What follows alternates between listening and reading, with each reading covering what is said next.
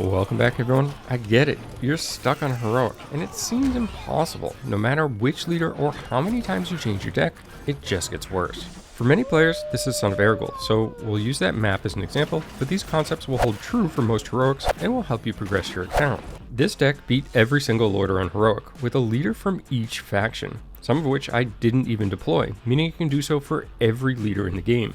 Perhaps excluding Charlga, and this is due to the varying unit cost which might affect the performance, but it's likely still possible anyways. You'll even be able to clear heroics on leaders that don't have army upgrades, because good mini and ability or trait selection is really important. Ask yourself, do you want to level as many units up as possible and boost your collection bonus? Or do you want to level the same 6 units every chance you get and put them in all your PvE decks and clear more heroics? Well, I'd recommend leveling the 6 units you use whenever possible, and then going for collection bonus with no extra emphasis on leaders.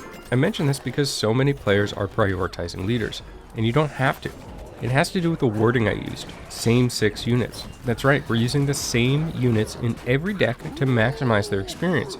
This will work for now, but eventually we'll get new content and the army upgrades will likely be more important. But this will help you boost your account quickly until that point, so you're ready when the time comes. The minis within this deck can of course be substituted for comparable ones with similar abilities, but let's jump into why and how I use all these minis successfully so that you can make any changes if need be. Flamewaker with Backdraft, and this ability is incredible in PvE, where it's less likely the computer has counters or even makes use of them. Backdraft increases the range at which this deals damage when stationary, and it's amazing. I don't really think I need to say much more.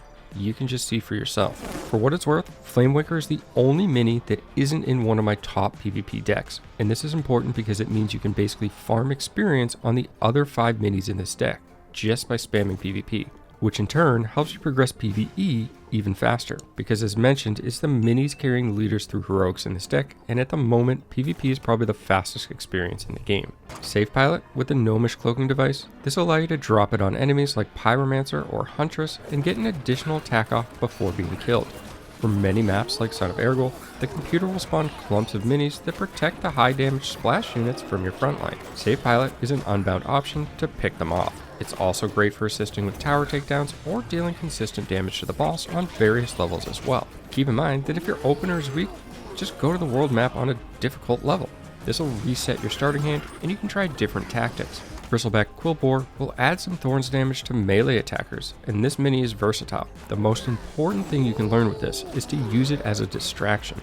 Getting good at this will dramatically improve your ability to clear levels. It can also be used to assist with killing towers, grab chests, or tank a mob while you wait for support to arrive. Prowler with On the Prowl, just an excellent tank for 3 gold. It's fast, deals high damage, stealths to avoid flying units on the enemy side, and again this can be substituted, but I recommend giving this unit a try if you haven't already.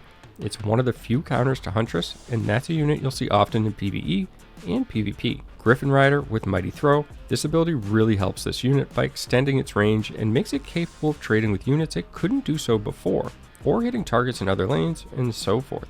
Whelp Eggs and Flame Burst gives you another unbound mini that you can drop on things like Pyromancers, melee packs, the boss, and more for enormous value as you just destroy the enemy forces. The intention of describing and showing how you can use these minis is to give you ideas so you can replace them if you don't have them, or the abilities that I've talked about yet. That way you can make a similar deck that works for you. If you're free to play or a low spender, it's even more important to have a plan of which minis and abilities you're going for. Feel free to leave a comment or question if you have any about potential substitutes. Let's go ahead and take a look at some gameplay. This is old Murk-Eye on the Son of Arugal map. This is a really difficult map, perhaps even the most difficult map that we have to date, and I'm sure we'll get more. I'm going to play the Flamewaker to the left. This is going to clear those chickens out when they all spawn. I am going to take some hits from the tower here. That's okay as long as this Flamewaker stays alive. You'll see how much value this is going to get. In the first attack there, it managed to kill the Pyromancer, and it's still going after these footmen. In fact, it's going to take them out. It is going to see one of these skeletons, which means it'll attack again, even though the ones in front were stealth once it gets in range. Now getting the Gargoyle out, let's do a lot of damage to the tower. I need to get some support there to help it, otherwise the troll is just going to retake it, and I'll do that when possible. I don't need to rush at this point. I'm in the early stages of the map, and this is a lengthy map, and has been for all the leaders that I've played it with. I'm getting good value out of the Save Pilot, not only killing the troll, killing the Cobalt, which had used all its value, but it also killed some of the remaining troops as well. Now I'm waiting for my gold, and I'm going to play another Flamewaker on the left lane, and that's because I want to get that same value I got in the beginning. This time we have Worgens and a Huntress coming behind it, now with some chickens. First hit doesn't hit the Pyromancer. Second one does, because we get that increased range, and it moved a little closer. Now look at the value I'm getting at this point. Just absolutely levels that entire lane. Gonna die from the next hit, but it's certainly served its value. Would love to get this gold vein on the left lane, but I need to worry about these Worgen. They do a ton of damage, especially at night. Gonna play old Murk-Eye. Also get a Gargoyle up. That's gonna spawn some of these Tidehunters and just put a little bit of pressure. Tidehunters aren't really doing a whole lot, and like I said, there's several leaders I don't even deploy, whether it's this level or a different one. Getting the Whelp Eggs onto the Pyromancer, my Gargoyle will go down, but when those Whelp Eggs explode, it'll take that Pyromancer out. Now I can get a Flamewaker, clear out the Worgen coming after my base, dropping a safe pilot when I get enough gold, and that's going to try to slow this down, as well as let that Flamewaker come back into range or get caught up, and take care of anything that kind of gets into range of that. By playing it as close to the middle as possible, occasionally it will attack over to the other side, and that's true on any map. Now I played that Quilboar, and even though it goes down quickly, what that did was take those Worgens out of stealth. That allowed the Flamewaker to then clear them, and that's what I mean by using it as a distraction. Even just popping something out of stealth, turning a target like Pyromancer around, all of this can have incredible value, and the better you get at this, the more successful you'll be in a lot of levels. Ton of enemies coming on the left side. I'll likely take some damage. I'm going to get the whelps up. If I kill the Pyromancer, nothing else there can actually hit these whelps. So I did get a couple Tidehunters as well, but those whelps are just going to clean up. If I can pull these enemies in stealth out, I'll get some value there. But at this point, I've managed to push forward on the map, dropping a safe pilot just to do some additional damage. I've got the tower hitting the units as well. That takes care of the Pyromancer. The tower is now shooting the footmen. My unit goes down, but I get a lot of damage, and I'll likely keep that tower. We'll see in a minute here whether or not that's true.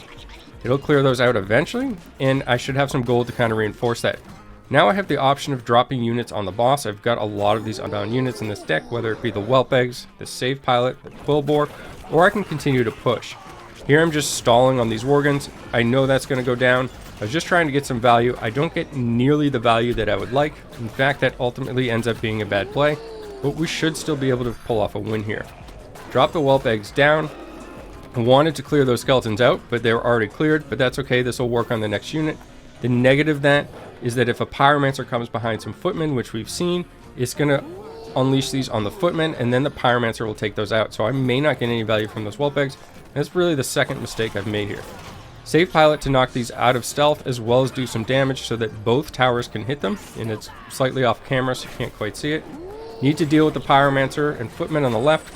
That's an easy decision at this point, that Flamewaker that gets so much value. And end up putting it up front just because I see how low the boss is. As always, thanks for taking the time to watch, and have a great day.